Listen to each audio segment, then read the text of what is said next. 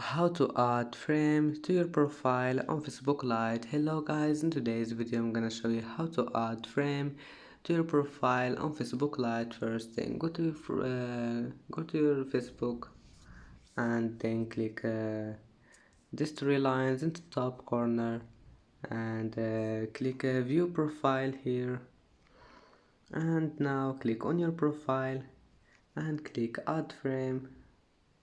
And as you see now, just select here any frame you want, click on it and click update.